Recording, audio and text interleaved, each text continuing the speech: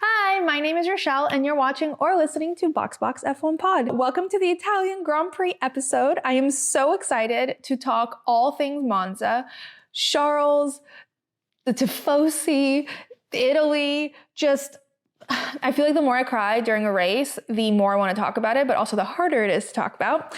But I've got my trusty FLURRY here with me.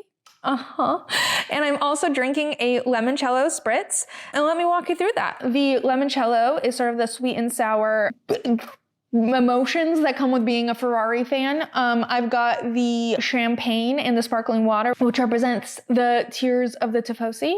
And I used this gin called Gin Fuel the Dream, which is my favorite gin if you've been here before. Fuel the Dream, because who fuels a dream better than Charles Leclerc? And gin is English, and that represents Carlos's tragic departure from Ferrari. But we're here to talk about Monza, and I can't wait. But first, we've got to kick things off with the off-track drama that we've got going on. And there is quite a bit on and off. So let's get things started with the digital warm-up. Lap 1, F1 news.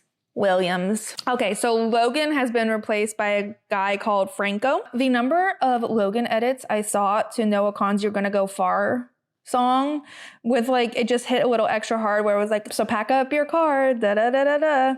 You're the greatest thing we lost. How is that for a rendition, Noah? It is brutal. And you guys know that I have a very, very soft spot for Logan, and it just breaks my heart a little to see him discarded in this way. I get it, I guess, from a business perspective, but they handled the whole thing wrong, so I just don't want to get it. There was a way to manage all of this, and this wasn't the way, and James Vowles is being a petty little bitch, and I don't like that. So while I understand the business benefits of removing Logan from the team, the execution has been horrible, and I just can't. James Vowles has been on a roll this week. Instead of just giving a gracious farewell to Logan, he said in an interview that Logan had reached the limits of what he could do in F1 and his performance just wasn't there. And then he said, I guess he was asked why Mick wasn't replacing Logan, but this was after he already said Franco was going to be. So there was just no need for the insults. But about Mick Schumacher, he said Mick isn't special. He would just be good. First of all, sir, you're not special. You're not even good. So to say that is insane. To say that about someone who's done nothing to you is insane. To say that about Mick Schumacher is equally insane. Just none of it, all of it was just an unnecessary statement. None of it needed to happen. Toto did defend Mick, but Toto makes comments like that all the time. Sometimes, more and more, I'm starting to see where James Vowles learned his behavior. It's starting to come through. So Toto chastising him is kind of funny. But in this case, I agree. Why is Mick Schumacher catching strays from James Vowles, entirely unnecessarily? By the way, do we think Mick Schumacher might be a serious contender for Audi? Because he's German. And they love Germans. And he's as German as they get. Would that be an option? Or I just want to know what they're going to do. Because everyone thought that Carlos was an Audi shoo-in. It doesn't seem like Valtteri or Guan Yu are staying at all anywhere. Franco might be an option, not entirely sure. But I think Mick would be nice to have him back in. Nico and Mick is such an Aryan duo. It's a lot of blonde and blue, just saying. I'm going back to the topic at hand, which is Logan. Duracell posted a kinder message to Logan than James Vowles has said in 2 years. They said, thank you for all the moments in the past 2 years. We'll always remember your first point as the only American in 30 years to score points. Oh, since I've been alive, no American has scored a point. On your home turf, you've always been built different. We thank you, Logan, for being a spectacular partner and always giving you your all. It's been our pleasure watching you race. Keep powering forward. We can't wait to see what you'll do next. Great caption from Duracell. Social media manager gets a raise. They hinted at the Duracell thing with the powering, and it was just nice and sweet and just a nice thing to write. probably already written for the end of the season, but they got to use it a little earlier. Alex also made a statement about Logan, which I really appreciated it. I know firsthand how brutal this sport can be, and it's tough to see Logan leave the team mid-season. You gave it your all, brother, and it's been a pleasure being teammates with you. I know whatever you do next, you'll be awesome, with a picture of them together. And it's like a very, it's not overly emotional. They didn't talk about them being like friends or whatever, but it's just a really sweet goodbye to someone. And I think like how he said at the beginning, like, I know firsthand, like he really does know firsthand. And I don't think he had someone like himself guiding him through when he was at Red Bull and going through all that. It felt like he was quite lonely. And then he had to stay in that environment. Which I guess Logan is technically still a reserve driver for Williams. But like, I feel like that's why Alex was always so kind and always so mentory and always supportive. And like that really shone through because he really knew what Logan was going through. And if it sounds like I am on the verge of tears, it's probably because I am. Logan really gets the waterworks going for me for whatever reason. Oh, Carlos was asked how he feels about Franco taking over, I guess, his spot for next year. And Carlos started his statement, because I love Carlos so much. He started his statement saying that he extended his condolences to Logan and that it's heartbreaking to lose a seat in that way. And then like also Alex's post, by the way, was liked by like every driver that's ever been fired or on the brink of being fired. And it's just like lost sad boys unite. Like they get it. But I appreciated Carlos. I think that was really sweet. And finally, Oscar, who was great friends with and teammates with Logan before F1. And like everyone was always like, are they still friends? Are they not friends? It's probably just difficult, you know, but to be as close. But like, I think they still have like a really soft spot for each other. He said, I sent him a text yesterday and he seems okay. It was a little bit of a shock. Obviously, it wasn't an easy time for him in F1. I think it was much more difficult for him than maybe I expected it to be going into F1. For me, his potential was much greater than what was on show in F1 for whatever reason it might be. But I know firsthand, being his teammate in the junior categories, racing him in basically everything, I know how quick he is. I don't think the change was completely unexpected. Quite a bold move to put Franco in, I would say, but best of luck to him. Just a shame that I think he probably had, for whatever reason, he wasn't able to show everything he's got, because in the junior categories, he was genuinely one of the quickest guys I went up against. So I think his potential is much greater than what people see. That's very sweet. And I think that just like cements my personal belief that it was a lot about the environment and how they built him up. Because at the beginning, it really felt like they were focusing on building him up mentally to be able to handle being in F1. But by the end, like there was no chance for him to improve, because they were just shitting on him endlessly, giving him like a 2-year-old car to drive. Like, of course he wasn't going to be great. It's just setting him up for failure. And I know not everyone from F2 is destined to be in F1, but still, it's just a shame, you know? So anyway, bye, Logan. I'm truly sad to see you go, but I guess now we have a new kid in town. So let's switch gears to Franco Colapinto, who will be racing with Williams for the rest of the season. He is Argentinian, and I believe he's the first person from Argentina to race in F1 in like 25 years, almost since Americans scored a point. So I'm sure Argentina is very excited, and that probably means it comes with a lot of juicy sponsors. I think he paid $4.5 million, by the way. I think that's the number I saw, to compete in F1 for the rest of the season, which Williams obviously needs.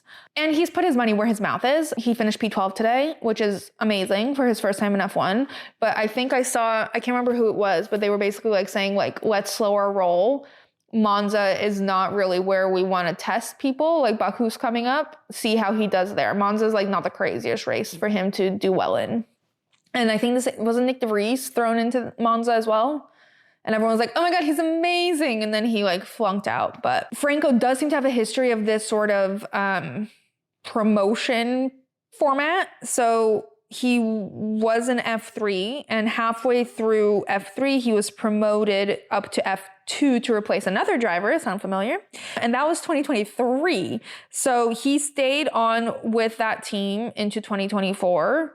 So like half a season. So he's done like 2 half seasons of F2 and he now has been promoted into F1. So technically he hasn't done a full season of F2. He's done two halves, which I guess is a whole. But whatever, he did well today. He seems like a nice guy. He did, when the video of him speaking to the team, the first thing he said was like, I know a lot of you were close to Logan and I'm sorry to fill his shoes in this way, but hopefully we can form our own relationship. It was a very nice statement. Clearly, maybe he has a template. Because if I had a penny for every time he swapped in for another driver mid-season, I would have 2 pennies, but it's weird that it's happened twice. Anyway, good luck to Franco. Let's see if Baku will not murder him. All right. Other driver updates. Mercedes. Kimi Antonelli, who's been rumored to be the most likely candidate for the second seat at Mercedes, was officially announced as the second driver of the team. He is Italian. He looks like he has junior high right around the corner. If that seems generous. But he is 18.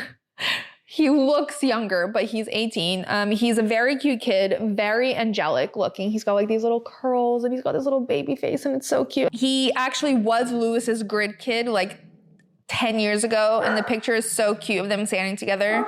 And Lewis actually did say, I think last week, that he was his number 1 pick from the very start, probably because he knew he was going to be announced.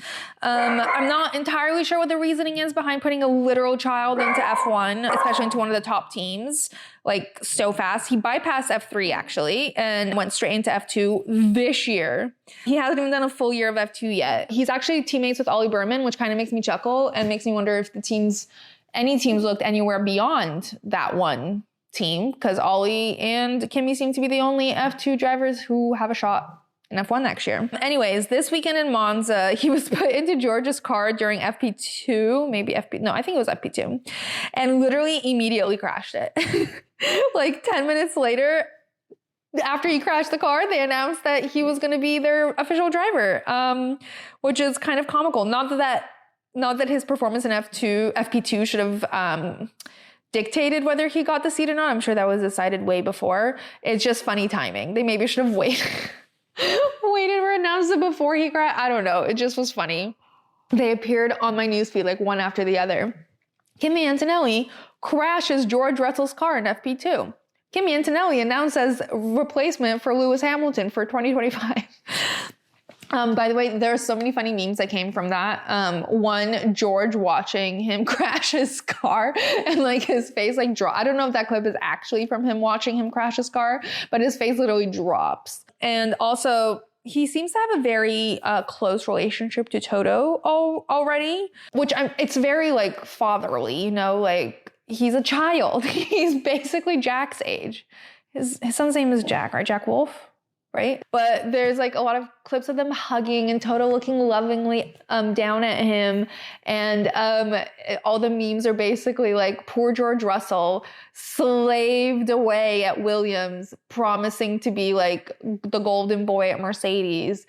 Finally got to Mercedes. Lewis is leaving. He's finally going to be the team's protege. And here comes Kimi.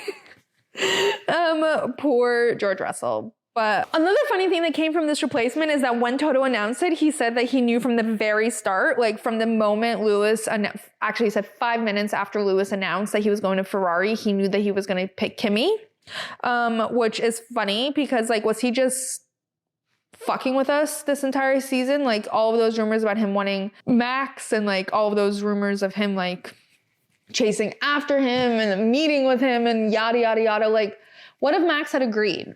Kimi would have fallen to the wayside, right? Like, there's no way he would have picked Kimi over Max. Although, culturally, terrible combination. Like, Max does not fit into Mercedes culture, but at all. So I don't know why that was ever being entertained. But, and I'm mostly harping on Kimi's age because I'm just a little worried that it kind of feels like everyone's trying to make the next Max Verstappen, and they think the way to do that is to shove a teenager into F1 and hope it goes well.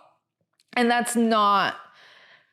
Max was 1 in a million. Like, he didn't have his driver's license. He was put into Toro Rosso. He skipped straight from F3 to F1, put into Toro Rosso, did there like a year and a bit there, and then moved over to Red Bull. And he did remarkably well all throughout. despite his tantrums and like, et cetera, et cetera. Not everyone is going to do that. Just because you found a little tween who is good at driving does not mean they're Max Verstappen. Also, Max has like the mental fortitude of like a tank. There are a few kids out there who think, act, behave like Max. Even when he was like an angry little demon when he just came into F1, he was still different. He's still built differently. Kimi seems like he comes from a very wholesome, happy family. Not sure if he's had the trauma to deal with it in the same way that Max has. Not that you need trauma to be successful, but you know, it helps. I don't know. None of these teenagers are going to be the next Max Verstappen. Sometimes you just need to let them grow and evolve like normal humans. There are other great drivers on the grid who didn't go the Max Verstappen way. Some of them drove on the road before they drove on a track, you know? On an F1 track. They were all driving on a track before they were driving on the road. Lap 2, off-duty F1. So if you guys recall last race, when Lando won, he crossed the finish line at the Dutch Grand Prix and said "simply lovely," which is Max's catchphrase, in case you didn't know. And everyone, if you're a Lando fan, you thought it was fucking hilarious. And if you're not a Lando fan, you thought it was, it was like, it was a little crazy. Max commented on it and said, "I heard that people heard that, you know, I'm just not happy with the race. We have enough things to focus ourselves on, that kind of stuff. In the end, I don't care. I have to make sure the car gets better. I'm doing my best. We get on with each other, and that personally does not have to change." Well, baby, it feels like Max really is holding on to these friendships. Like whatever happens on track, I don't think he would ever let that impact how he feels about Lando. I don't think the same thing goes for Lando. Well, Lando is a bit more petty and immature, but also I just don't think he's able to separate it in the same way. And that's no like shame to him. Like I think many people would have trouble separating it, especially when you're like good friends and then like you're fighting with each other. I don't think Lando's going to be able to separate that quite as well as Max is able to. And I do think it upset Max. I think there was a clip of Daniel talking about it where he's like, I know both of them well. And he was like, I don't think Lando meant it as jokingly as he wants it to seem like he did. And I don't think Max is going to take that as like shots fired, basically. Even though he's going to want to maintain their friendship, but they're competitors at the end of the day. And that was a clear shot at Max. Like, look what I can do, but he can't back it up. Max only started to struggle when the car went to fucking shit. Literally, the car went to shit. Also, people keep asking me, I don't know how to explain it, but people are like, well, how can he have been so good and then the next week, like his car is so bad? Like, how can the car just get bad? And I honestly don't know the answer to that. But the car, the team, the driver are all key to the success. And like, Max has not gotten worse. Max is not making mistakes. Max is not like panicking. Nothing is happening with Max's driving. His machinery isn't working. And I can't explain it. I don't know why it suddenly got to shit. I did hear a rumor saying that Checo has crashed so many times they don't have the money to try to fix it. Don't know if that's true. Don't know if it's because what's his name is leaving and they don't know how to fix it without him, which does not bode well for the future, but you know. Kick Sauber did a really cute video. They put signs on Valtteri and Guan Yu's back that basically said, on Guan Yu's back, it said like, don't talk to him about his cat. He has a job to do. And on Valtteri's back, it said don't talk to him about cycling. He has a job to do. And it was really cute. And a Red Bull commented and said, oh, get me one of those cat signs. I think we might need one of those because Max likes cats. Also, I don't know if it was from this race or from the previous race, but there was a clip of Daniel, Yuki, Max, and Checo discussing who has the worst or best fashion sense. And none of them actually said words. They sort of all communicated with their eyes. But Max was basically like, some people, I wear my kit every week, so you can't judge me. Some people come in wearing stuff. And Checo's like, I know exactly who you're talking about. And we're like, yes, Checo, we all know who he's talking about. And Max is like, I don't get it. And we all knew Max didn't get it. And I think it's fucking hilarious to hear him say it out loud. And they're all like tiptoeing around this. And then I think he said something like, to each their own. And then Checo was like, I think they'd look better wearing their kit. which is something I say all the time, just like the situation. On one hand, I'm like, yes, take any opportunity to slay, totally get it. But when everyone else is wearing their team kit, it looks a little weird. And some people seep it in a little better. What's the word? Weave it in a little bit better. And sort of like match the environment a bit more. And some people are straight off the runway. I'm going to tiptoe around it just like they did. But it was very funny to finally hear Max talk about fashion because I just knew he didn't get it and I wanted to hear him say how much he didn't get it, and it was really funny. Also, Oscar did an interview with Cosmopolitan UK, and the whole thing just slaps. Watch it it's linked in the bio, but it was so funny. He did say at one point that he doesn't think anyone could outdo his entrance into Formula One. He also said he does not recommend it. And he was asked what his favorite recent meme is, and he said it's not recent, but his favorite F1 meme is Incident with Max and Charles. He's like, it's a classic. And it is. I have a tote that says Incident on it, and I would love for Oscar to have it. Carlos did finally talk about how he found out about leaving Ferrari, and it was exactly as we all suspected. He had no fucking clue. He found out with the rest of us, which is really, really hard. And he said it did mess with him mentally. Like he was like, suddenly I have to focus on like he was in the middle of negotiation with Ferrari, and he was like, it was basically a done deal. And then I find this out, and it threw a wrench into the whole start of my season. And suddenly I'm not just focusing on racing, I'm focusing on the rest of my career. Remember, that's when he was doing the best. I think the pressure. Now I'm like wondering when he actually signed with Williams though, because that pressure was doing wonders for his performance. Not that he's doing bad now, but wonders at the beginning of the season. That and the appendix, damn, that's a recipe for success.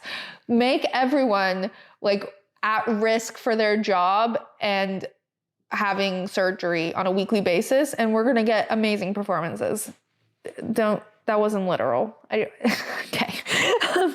Also, Carlos turned 30. He's like almost my age.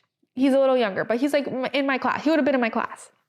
His cake from Ferrari was amazing. Back on Cake Watch. Who remembers Cake Watch from like a year ago? We haven't done it in a while. If you remember, my ranking for Cake Watch was overuse of fondant while still showing personalization to the person. Because I think the fondant makes it look impersonal, but sometimes they try to like showcase the personality with the fondant. But then also sometimes it looks like it tastes good, and like too much fondant looks like it tastes bad. This one was like sort of like a fruit cream thing. It layered, it looked delicious, and they had little chilies and little Carlos faces on it. So they used the like fondant or whatever the science is to like add things in between the fruit rather than making the whole cake the fondant. And I loved that. And it said, congratulations, Carlos, on the plate. Loved that too. It was an excellent cake, and it was shaped like a 3-0. 10 out of 10. He's never going to get that kind of quality of food at Williams. And he knows that. I don't know why I'm saying that like he decided to leave. Like Carlos was meant for Ferrari. Can I just say, like, he speaks Italian. Lewis can say probably like ciao and pasta and pizza. He loves food. He knows the national anthem. He loves espresso. He values all the same things the Italians value. And I think that's why him and Charles, not just why, but him and Charles were a great duo because they both respected and loved the Italian culture, and they were really embraced by them because they embraced them back. And I also just think Charles is just not going to have as much fun with Lewis as he has with Carlos, because Carlos is a normal person. Lewis is a normal person too, but he is like a celeb. He's like up there. He doesn't do like media or the social media stuff as much. And Charles does all of it. Every time Ferrari asks him to do something stupid, him and Carlos are there front and center. And I just don't think that Lewis is going to do that. And it's a great opportunity for Ferrari. It's a great opportunity for Charles to learn and to show what he's made of. But it's just not going to be as fun. And it was just a really great duo. I know people said it was a PR relationship. I don't think it was a PR relationship. They maybe weren't like best friends, but they were great friends, and it was a great partnership, and it was just good. So I'm a little sad. More about Carlos's birthday. There was a really funny clip of them waiting to go into something. And it was Carlos, Charles, Lando, and Alex Albon. So past, present, future teammates. And what's his name? Oh yeah. Charles was like, oh, I didn't even wish you a happy birthday today. And Carlos was like, no, you didn't. Carlos was like, no, you didn't. And Lando was like, oh my God, it's your birthday. And then Alex was like just standing there smiling. It was like a funny clip. I hope him and Alex get on. I really do think they will, actually. It'll just take some time. Culturally, I think him and Charles are pretty on par with each other, which I think served a Ferrari team, you know? Also, there was a very, very cute clip of Charles leading the Monza crowd and singing happy birthday to Carlos in Italian. Carlos was wearing his little chili bucket hat. He teared up, I think. I think it's a really sad, bittersweet. Like it's so exciting. Oh my God, why am I crying? He wasn't crying. It's like a really bittersweet moment to be turning 30 at his dream team in Italy. Like all of it, I think, is like really happy and emotional, but like knowing it's his last is sad. And in another interview where he talked about him departing from Ferrari, he said that he did feel a bit like a sacrifice, but that he would never turn his back on a team like Ferrari. And that's fair. I don't know how Ferrari has this hold on everyone, but they do. All right, lap 3, trackside at Monza. So some celebrities that were present, Kimi Räikkönen, Mattia Binotto, they are celebrities because they're rarely there. Quite a jump scare to see them together on television. Apparently Kimi's son really wanted to go to Monza, and I saw someone say this. I don't know. I didn't hear it come out of Kimi's mouth, so I can't verify that it's true. But apparently his son was like, I want to go to Monza. And Kimi was like, I'm going to drop him off. That was really funny. But Kimi was obviously in the Kick Sauber garage because Alfa Romeo, et cetera, et cetera. And Mattia has obviously signed out with Audi for the 2025. So they were both there and they were chatting, and it was weird. And they kept referring to him as OG Kimi because we have a new Kimi now. And Kimi Antonelli did confirm that he was not named after Kimi Räikkönen. His parents just thought it went well with his name. So he became Kimi Antonelli. It does have a ring to it. Also, a side note, there was this one clip, I think it was from a few races ago during press conference. Max Verstappen was asked if he misses Kimi, because apparently we all miss Kimi, which we do. And then when he, instead of saying, yeah, I miss Kimi or whatever, he went, well, I think the question that actually matters is if Kimi misses F1. And it doesn't seem like he does. He's like busy with his family. He's like done it. He's finished.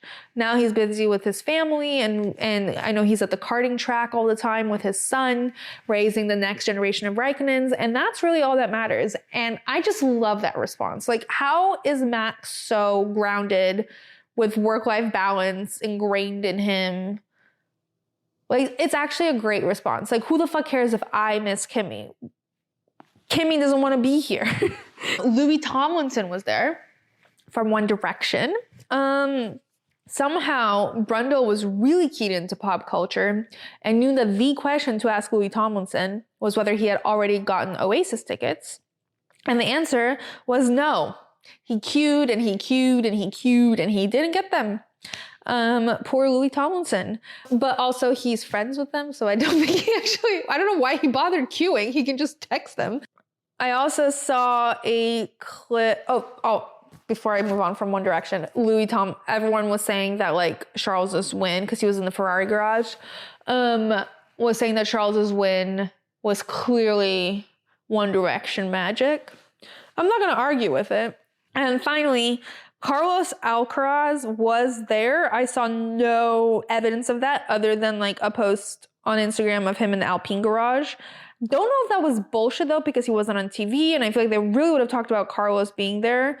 But it was like basically from the US Open to the Alpine garage, and I'm like, that's a terrible trajectory to follow. A couple of interviews that happened on the this fan stage crowd event thing that they have the day before the race. Daniel said a few words in Italian to the crowd about how happy he was to be there, et cetera, et cetera. Daniel's broken Italian always coming out at the Italian Grand Prix. The Ricciardo really throws people off. And then the MC turned to Yuki and she was like, can you translate that? And Yuki was like, for sure. He said he hates you all and loves pineapple on pizza. And I just laughed. Yuki just, the video that I saw it in, it just said like Yuki chose chaos, and indeed he did. And finally, Lewis and George were on that stage and they were asked if they're eating any Italian food. And they went, actually, we're too fat to eat pizza. And everyone laughed. And the interviewer was like, no, you're not. And they're like, no, we're literally too fat. Like we both weighed in too heavy. So we actually can't eat it. It was really funny. Anyway, with that, on the note of pineapple pizza and being too fat, we conclude the digital warm-up. On to the race run. Pizza, pasta, Tifosi. Who will win the Monza trophy? Before it's time to race, let's sip some tea. James Vowell said, Logan, GTFO, you are not the one for me. Like, we all knew that, but he's not that gross, James Vowell. But there's still a new driver for Duracell to power. Everyone say hello to Franco. He's here for the rest of 2024. He did get P12 in his first race, so maybe there are points for him to score. There's one more announcement before it's time to race. Little baby Kimmy crashed George's car, and then Toto was like, yay, give him a place. So George will race with Kimmy in 2025. Only Audi and RB left to announce their drives. Okay. Now for the Italian Grand Prix, and TBH, it was kind of cool. First things first, something is rotten in the state of Red Bull, and the success of McLaren has got everyone questioning to be or not to be. Especially after Lando gets pole, Lewis, Charles, and Max are feeling gloomy. When the lights go out on Sunday, Lando miraculously holds on to the lead for 10 seconds longer than usual because round the outside comes Oscar on his noble papaya steed. And then Oscar is winning the race, which still means McLaren is the only one with pace. But what they have in pace, they sorely lack in strategy. Every single race. This time, when Ferrari clocked how good a one-stop could be, McLaren was like, nah, it's a two-stop for me. So as Oscar pits for the second time for absolutely no reason at all, Charles Leclerc takes the lead and the entire world is enthralled. As Charles manages his worn-out tires and brings it home, there is joy radiating all the way from here to Rome. And we're all shouting, Forza Ferrari, because everyone is a Ferrari fan, because Charles Leclerc fills us all with hope the way no one else can. Up next, Baku. Boys, what you gonna do? Okay, on to analysis. So starting with quali, there were a couple of really close releases onto Max Verstappen in the pit lane. The second one, I forgot who was in the second one, but it was not quite as close. But the first one, Oscar was released right in front of Max, like literally basically on top of him. It was kind of crazy that they did not crash. Also, sorry, it's so fascinating to watch Max's like emotional journey because like, there was like one race, I think, where he was like truly like out of control, like emotionally, like he was really angry on the radio and like he couldn't calm down. And then immediately the next race, he was like, he'd come to terms with it and he was super chill. Like even today, the whole time, he's like, oh, Oscar was released in front of me. Did you guys see that? Like it was just much calmer. Obviously he was a bit more frustrated than that, but like it's just much calmer. When he like accepts that it's something out of his control. When he thinks it's something in the control of someone, whether it's him, the team, or another driver, he gets pissed the fuck off. But anyway, Lando ended up getting pole, and he was, by the way, his fast lap, he was convinced that he didn't get it. He was like on the radio, like complaining, and they're like, yeah, you got pole, sir. And he's like, oh, really? Like he thought it was terrible. And if he thought that was terrible, that's horrible for everyone else. And they felt it because everyone was fucking depressed about the quality of McLaren at quali. Lewis's interview was basically like, I'm just doing terrible in quali. Maybe Kimmy will do better. Okay, sir. Charles also was like really depressed and he's like, I don't want to talk about Lando's pole. We were just terrible in the longs. I have no idea how we're going to convert that tomorrow. You did it. Max was also like, we suck now, so we're not going to win anytime soon, and you guys can stop asking me about it because clearly we suck. So that's where we're at. Poor Max. Seriously, like, he was asked what it feels like to suddenly lose all the time. He's like, well, actually, I was in this position before I was world champion twice in a row. So like, I actually do know what it feels like. So it's not that crazy. And it like really reminds me of how poorly Mercedes handled suddenly being shit. And I think it's just like, it's really obvious when someone has been at the lowest, once they hit a low again and they come to terms with it, they know where they're at. If you've never been at that low, the way Mercedes had gotten really super complacent, it was a shock. And it took them like 2 years to recover. I think Toto was still managing not being great. Like, I don't think he's come to terms with it. Lewis, I think, has. Toto has not. Anyway, I went way off track, but the starting grid for the race is as follows.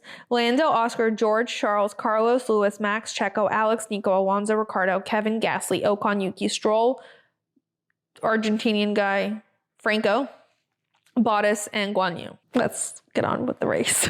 I don't know what is going on. All right, starting with the start. Lando gets a good start at first, which is a first for him. I think someone said it was like 7 races that he's not in a row, but ever since every race that he's pole, he has not been able to finish that lap still leading the race.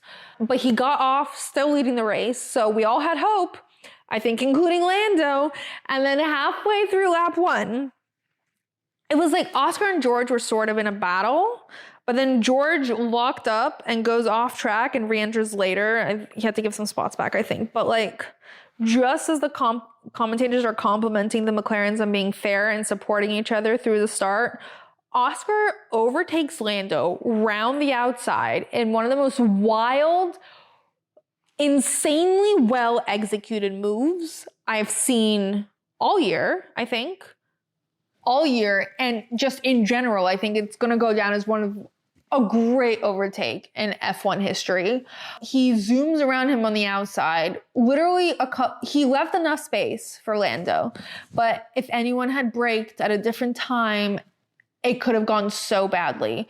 But Oscar did fucking amazing. And like, the balls on the kid to do it to his own teammate, to do it in general, but to do it on his own teammate in the first lap. Insane behavior. But at the same time, Charles had overtaken Lando during the start. So before the first lap is even done, Lando is in 3rd position, Oscar's in 1st, and Charles is in 2nd. And it was just an incredible start, an incredible move from Oscar.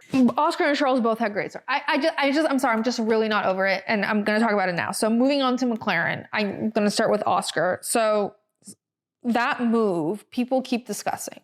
Should Oscar have done it? Should Oscar have not done it? He was told that as the race progressed, it seems like they were both told they could race each other. So Oscar did a move. Is that a safe move to do on your teammate? Perhaps not necessarily. It was executed really well and ended up being really safe. But should he have done that? I don't know. But at the same time, he was fighting for the win. Of course, he should have done whatever he could to fight for the win. And he did it super well. He had the balls. And I think this is another thing that people keep discussing is, I think it was Matt and Tommy were basically like, is Lando too soft? Because Lando is really petty and aggressive with his words oftentimes, and he can come off really mean girly. But on track, Matt and Tommy were basically like, is he a pushover? Because no one's really scared of him. People are scared of Max. Max always plays it safe, right on the line most of the time. But people are scared to pull, like, would Oscar have pulled that move on Max? No, I don't know. I don't know. Did he do it because he knew he could execute it well, or did he do it because he knew Lando wouldn't fight back? So some of Lando's bark should probably turn into a bite, is basically, I think, what people are saying. But also, Lando's in contention for the World Drivers' Championship. I don't think he was ready to be in contention for the World Drivers' Championship. I personally was not ready for Lando to be in contention for the World Drivers' Championship.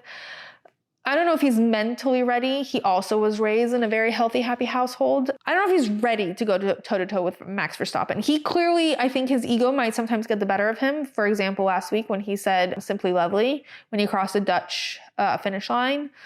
does he have the mental fortitude and the raw talent to go up against Max? And Max, I think, said in some interview that he's fought for a World Drivers' Championship before and Lando has not. So he knows how to approach this now. I think Lando's sort of been thrown in the deep end, but I don't think that's Lando's fault. I think that's McLaren's fault, because I think McLaren has been thrown into the deep end and they're literally acting like they've never won a World Drivers' Championship before, or that they know what that means. Because after that start, after Oscar is now leading, they both get told on the radio that they are to follow papaya rules. What a dumb fucking name, first of all, because it's clearly supposed to be like code, but then like after the race, Lando's like, it just means we don't crash into each other. But they say that after Oscar does that move on Lando, and it's more about them racing. So like clearly, if it means something else, it's not, Lando doesn't know or he's lying, because like it kind of seems like it literally means you can race each other, which is a weird thing to have a code word for. I don't know, unless they just thought it was a fun word. So they just call it that, and that's why they've gone with that, and maybe it's not that deep, but it's like, it feels like a code word, and it feels like an unnecessary code word. But they get told they can race, so Oscar races. So I would like to preface the remainder of this discussion with the fact that I don't blame Oscar for any of this. A lot of people are. A lot of people are referencing back to Hungary when Lando gave the spot back to Oscar. And Lando was told on the radio that he would need the team and he would need Oscar, so he should give the spot back. That was the argument used. And people keep referencing that. We're like, well, that didn't live up. Like, clearly Lando shouldn't have, Oscar is not planning on helping Lando. That's not really what this situation was. Oscar overtook Lando fairly and squarely. And then he was told he could race. He was never told to give up the position. He was never told to swap with Lando. And I think when Oscar was in the lead, that might have been a bit aggressive for McLaren to ask Oscar to give up the lead to Lando, when Lando wasn't, like, Oscar had by merit gotten the lead from Lando. Do you know what I mean? Like in Hungary, the team had somehow put Lando ahead of Oscar, which wasn't fair. Oscar had won that win. It was his first F1 win. It was an entirely different situation. At this point, I think we're also all very used to teams like giving team orders. And when a team is not giving team orders, it like really throws us all through a loop, because from a racing perspective, it's great. Like, it's so good to watch them race the way they are. From like a business perspective, if you're on the McLaren pit wall and you've got a World Drivers' Championship at your fingertips, no. And this becomes especially true after like lap 39 or 40 or whenever Charles ended up taking the lead, and it was clear Oscar was no longer had the chance necessarily to take the lead back. So it was after Charles took the lead, and it was after Lando overtook Carlos. At that point, you're looking at a McLaren P2, P3. At that point, it doesn't matter who gets the P2, P3, because Oscar is nowhere near the World's Drivers' Championship, and Lando is very close.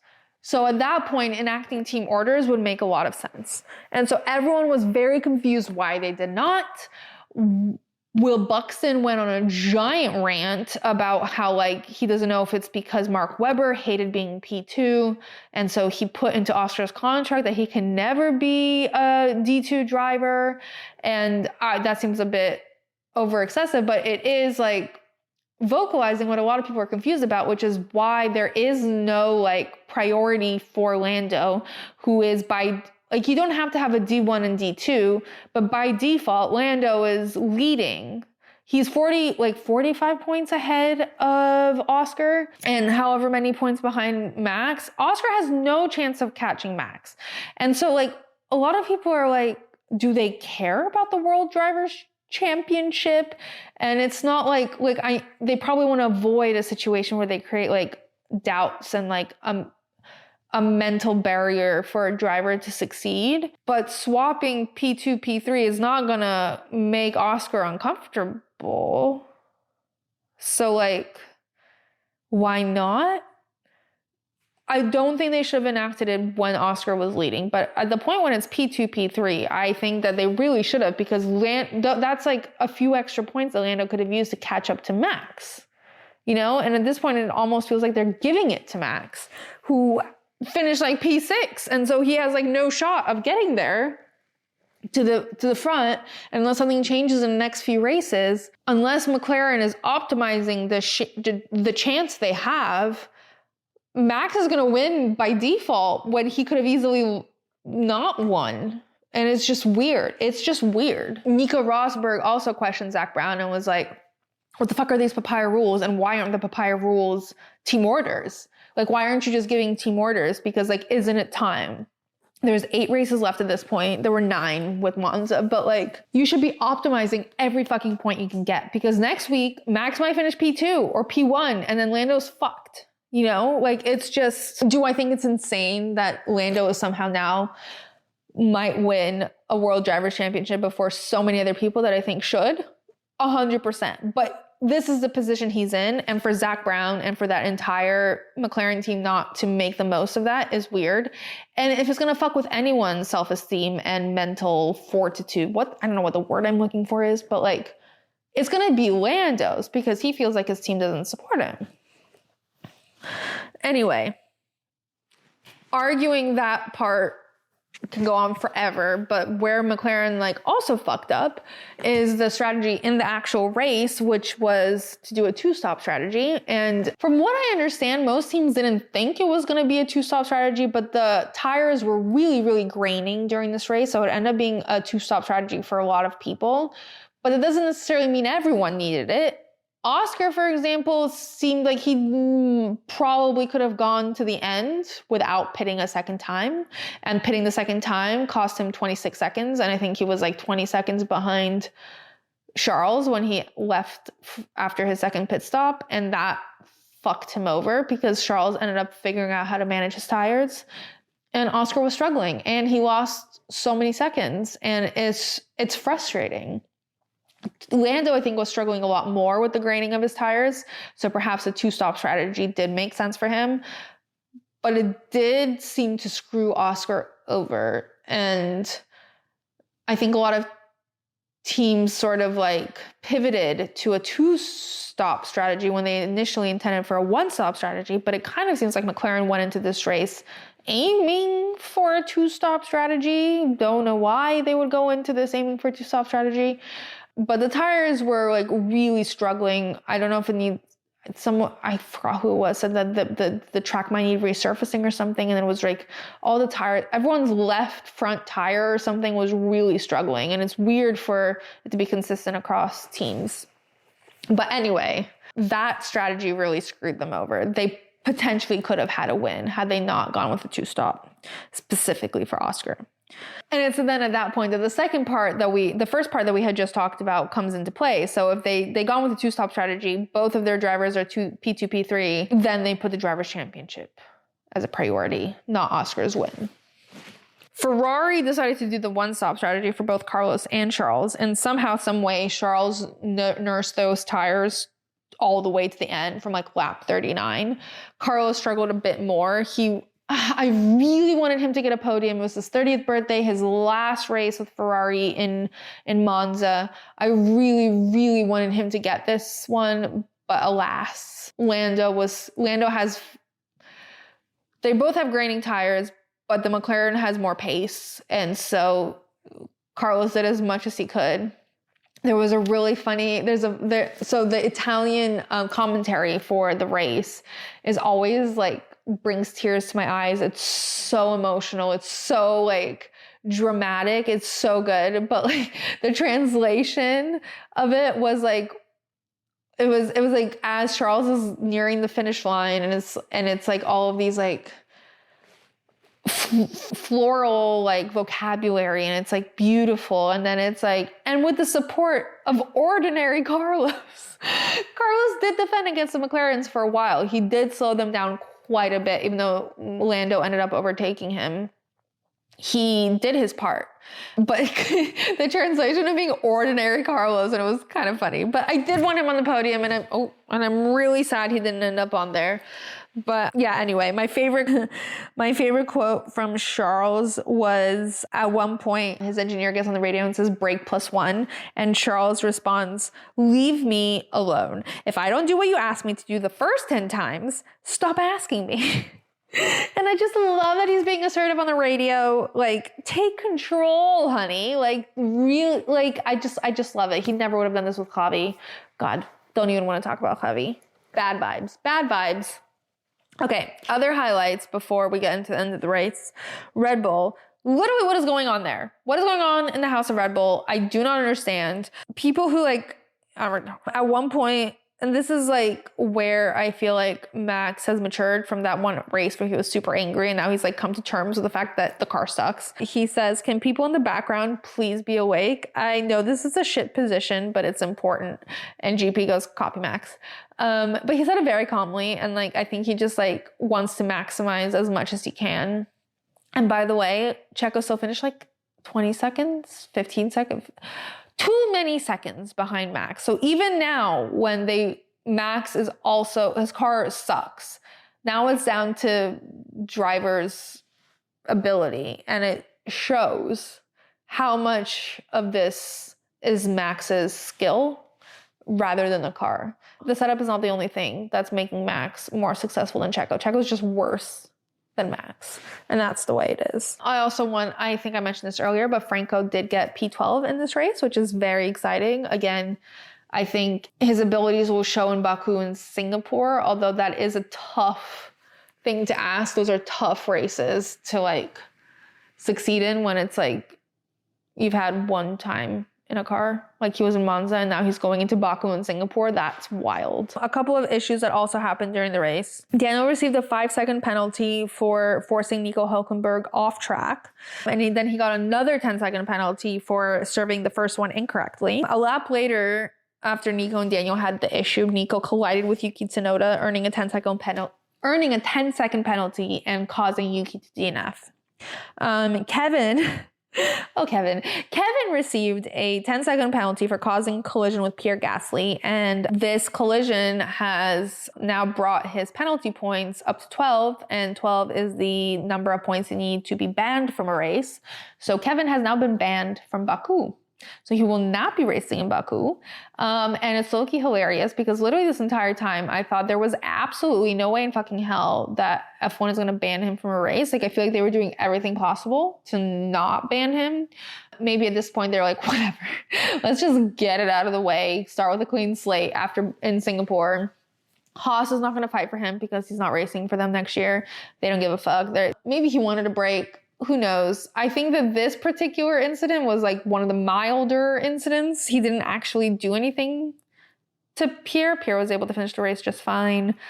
He said after the race that he was also confused by the severity of the punishment. But I think we're all just trying to get out of the way because we've been talking about Kevin being banned from a race for like 6 months now. The most likely option to replace him is obviously Ollie, to give him some more chance to be in the Haas car. Could they give someone else a chance? Probably. Will they? Probably not, because this is a great opportunity for Ollie to get some experience under his belt driving an F1 car. Baku's wild though. That's actually probably really smart if Haas puts him in and not someone else, because if he is driving next year when it matters and in Baku with experience already, it's going to help him a lot. All right. So after the race, McLaren is depressed as fuck. Like, they are so unhappy. Oscar always has like this monotone face, but this time it seems like monotone with a hint of frustration in there. Like, he seems like actually annoyed that he didn't win, which is weird because this doesn't seem like the race. It seems like he was frustrated by the strategy, actually, now that I think about it. The same way that Max gets annoyed when something is out of his control, but he feels like it's within the control of someone else, and that's where his anger comes out. I feel like Oscar's frustration is similar in that he feels like he didn't need to do a two-stop strategy. He's not going to say it. He's very careful with his words, but I think he certainly felt it. And then Lando was probably upset because he's like, what the fuck? What about my World Drivers' Championship? After the race, there's actually nothing that gives me more joy than Tifosi. Like, Charles winning. Right. This is what I'm going to say. Charles has the worst luck of anyone I've ever encountered in my life, but also somehow the best luck of anyone I've ever encountered. Because tell me how of all the races to win this year, he won his home race in Monaco and also every driver's dream race. And he won Monza, which is like the heart and home of Ferrari and Tifosi, second to Emilia Romagna. But like, that's like insane luck. Like, how is his luck so extreme? Like, how is this Monegasque witch? How does she work? How is she picking and choosing these? Like, did she decide to give him the most meaningful races this year and make everything else suck ass? Like, how is this luck being distributed? It's fascinating to me. But yeah, the emotions that like well up when I watch Tifosi celebrate, like, and like burst onto the track with the flags, and like there's thousands of them, and like honestly nothing beats the national anthem. Like, it's always amazing whenever a Ferrari driver wins and it's like the whole team singing the national anthem because they're all Italian. Watching thousands of people sing this anthem like actually did something to me internally. Like, I was torn apart. I sobbed like a fucking baby for like, from the moment from the last like 5 laps when like Charles was going to win, but like maybe Oscar's gonna go super, super fast and like take it away from him. And then he won, and then his like sheer joy on the radio and his engineer telling him that he's an inspiration and that he keeps him dreaming. Like, what? And then all of the Tifosi cheering for him and him standing on that balcony like freaking Queen Elizabeth, like looking out onto his, you know what Charles is like? Charles is basically like our modern day Alexander the Great. He is winning the hearts and minds of multiple nations, every female in the world, but like to have such a chokehold on his home country of Monaco and all of Italy is amazing. Like, I can't put it into words. Like, I've linked so many videos in the show notes of these celebrations and of watching them all watch him, and like, it's just, I cried and cried and cried and cried and cried, and it was just thrilling. He is their child. He is their Santa Maria. He is their Jesus. He is their everything.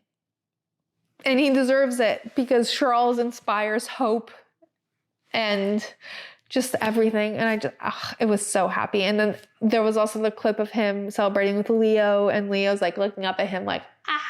And Charles is like, ah, and Charles is beautiful, and like, I can't. That was a whole bunch of gibberish, but driver of the day was Charles, and I have nothing to argue with that. No one else came close. I mean, people came close. People did pretty well. There was a couple of great drives this race, but Charles, King of Italy. Dick in the box. I think the obvious dick in the box is McLaren, both for how they're handling their opportunity to make Lando the world drivers champion. And also just they can't strategize in high pressure situations. Like, what is going on? Get it together, guys. Like, you are having the opportunity of a lifetime. You built a car that works, assuming nothing's illegal. I don't know what Fernando found in his inspection last week, but assuming nothing's illegal, you have built the car of a lifetime. Make the most of it, please. Anyway, the results are as follows. Charles, Oscar, Lando also got the fastest lap, followed by Carlos, Lewis, Max, George, Checo, Alex, Kevin Alonso, Franco, Daniel, Esteban Gasly, Bottas, Nico, Guan Yu, Lance, and then Yuki, who DNF'd. The standings are as follows. Max with 303 points, Lando with 241 points, which I think puts him at like 61 points behind Max. Close, Would have been closer if they had swapped Oscar and Lando, but whatever. Charles with 217 points. Oscar with 197 points. Carlos with 184 points. Lewis with 164 points. Checo with 143 points. George with 128 points. And Alonso with 50 points. And Lance with 24 points. Alonso is less than half of George. Like it goes from 128 to 50. And then Lance is like half of Alonso. Charles is closer to Lando than Lando is to Max. So McLaren really needs to step up their game. Like a fast car, proving my point again, is not enough. Driver, car, strategy. The team is a key part of all of this. And just like both of the Ferrari drivers are so close to overtaking the McLaren drivers in the Drivers' Championship, and they just really need to step up their game. The constructors' points are as follows. Red Bull with 446, McLaren with 438, Ferrari with 407, Mercedes with 292, Aston with 74, RB with 34, Haas with 28, Alpine with 13, Williams with 6, Kick Sauber with 0. Again, Ferrari is closer to McLaren. No, that's not true. They're all in the 400s, and then it's like over 100 drop after that. But Ferrari has 407. McLaren has 438. So that's like a 30-point difference. Red Bull has 446. So that's like a 10-point difference. 8-point difference. So everyone needs to step up their game. And with that, the Italian Grand Prix is over. What an emotional, fun, incredible weekend. Next up is Baku, which is going to be a physical challenge for all of us. Well, it's coming up for everyone except for Kevin. So physical challenge for everyone but Kevin, who will get to eat a burger that weekend. It's a few weeks into the next race, so make sure you follow on social at BoxBoxF1Pod to keep up in between races. And as always, it would mean so much to me if you subscribe, leave a comment, share with any potential boxes, because the more the merrier. And I also message me, DM me, email me, any thoughts, questions, ideas. I love talking to all of you guys, and I can't see everything, so you guys keep me up to date. Anyways, see you guys in Baku. Until then, box.